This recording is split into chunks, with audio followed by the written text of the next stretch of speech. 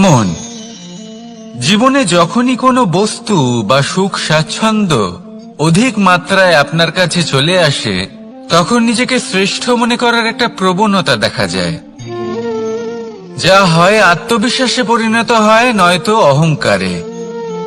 এবার আত্মবিশ্বাস আর অহংকারের মধ্যে অনেক বড় পার্থক্য রয়েছে। আমি এটা করতে পারি, আমি ওটাও করতে পারি, এ হলো আত্মবিশ্বাস। শুধুমাত্র আমি এটা করতে পারি, শুধুমাত্র আমি ওটাও করতে পারি, আমি হলাম সর্বশ্রেষ্ঠ, এটা হলো অহংকার।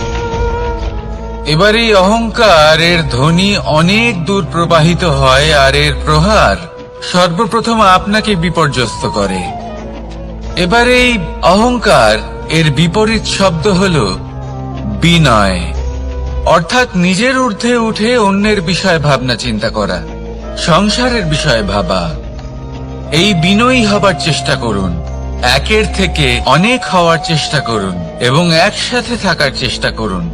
নিশ্চিত রূপেই আপনি বিকাশের কারণ হবেন। মত্ততা থেকে নিজেকে দূরে রাখুন, অহংকার থেকে নিজেকে দূরে রাখুন। এই মন প্রসন্ন হয়ে বলবে, রাধা রাধা।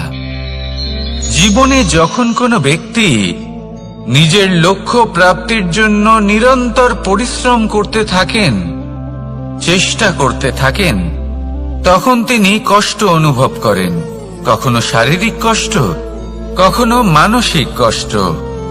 এবার উনি এটা ভাবতে থাকেন যে আমি কি উচিত করছি নাকি অনুচিত করছি, কারণ অন্যদিকে এমন একজন ব্যক্তিও আছেন যিনি একদমই পরিশ্রম চেষ্টা করছেন না। তিনি মদিরা পান করেন, বিলাসিতায় জীবন কাটান, অলস প্রকৃতির হয়ে ওঠেন, নিদ্রাতে বিলীন হয়ে থাকেন আর ভাবেন যে তিনি সুখ লাভ করছেন। কিন্তু এরকম কেন হয়? কারণ যখন আমরা সৎ পথে থাকি, উচিত পথে চলি, লক্ষ্য প্রাপ্ত করার জন্য চেষ্টা করতে থাকি, তখন আমাদের ভেতরে থাকা নেতিবাচক শক্তি এবং পাপ এই দেহকে ত্যাগ করে দেয়। আর এই অনুভূতিটাই আমাদের দুঃখের অনুভূতি দেয়, কষ্ট দেয়। এবার সেখানে যদি আমরা কুপথে চলি, অনুচিত পথে চলতে থাকি, তাহলে আমাদের ভেতরে থাকা পুণ্য এবং ধনাত্মক শক্তি আমাদের দেহ ত্যাগ করে দেয়। আর এই অনুভূতির কারণেই আমরা সুখ অনুভব করি।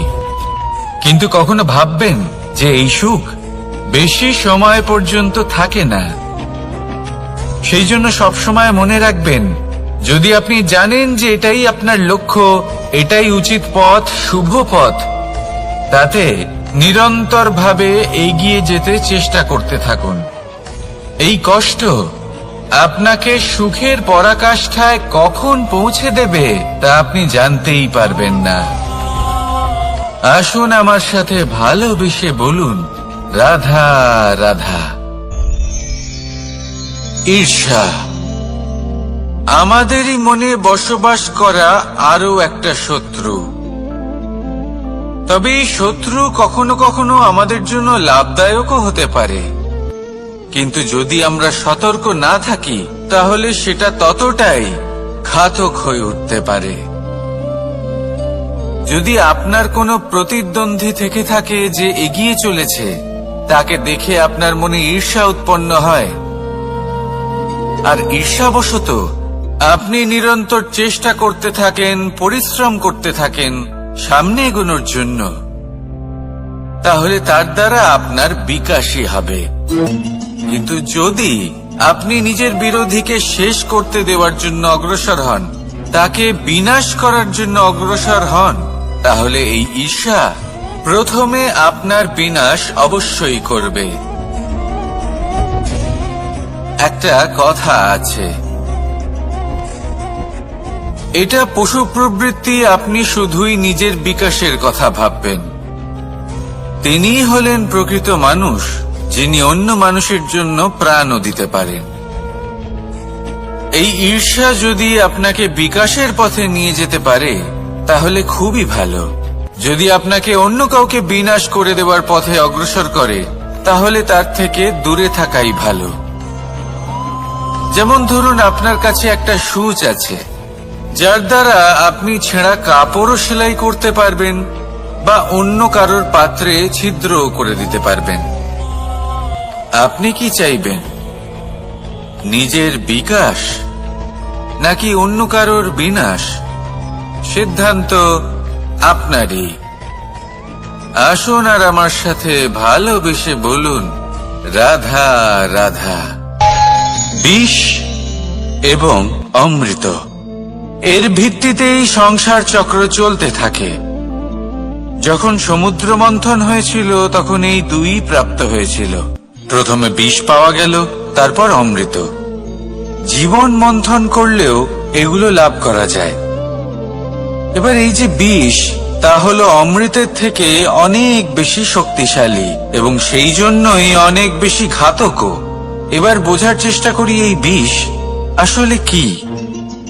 যে কোনো বস্তু বা কোনো ভাব যদি মাত্রার থেকে বেশি পরিমাণে আপনার কাছে থাকে, প্রয়োজনের থেকে বেশি আপনার কাছে থাকে, তাহলে সেটা আপনার কাছে বিষ সমান হতে পারে। তা সে ধন হোক, শক্তি হোক, সম্মান হোক, ইত্যাদি ইত্যাদি।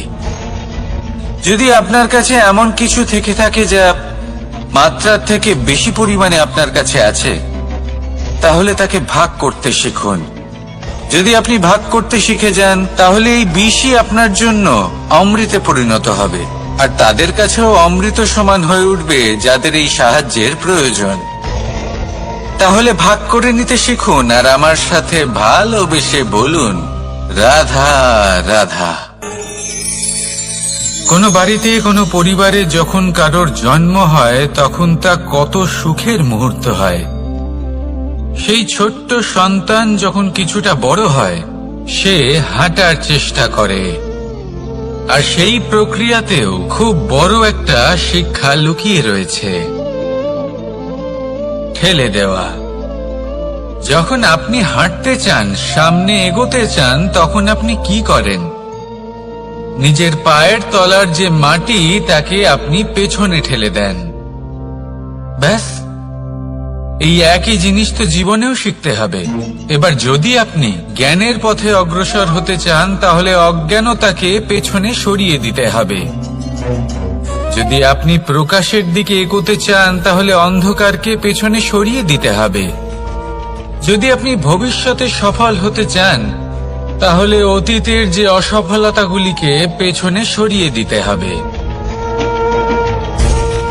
যে জল বইতে বইতে থেমে যায়, তাকে আমরা নালা বলে থাকি।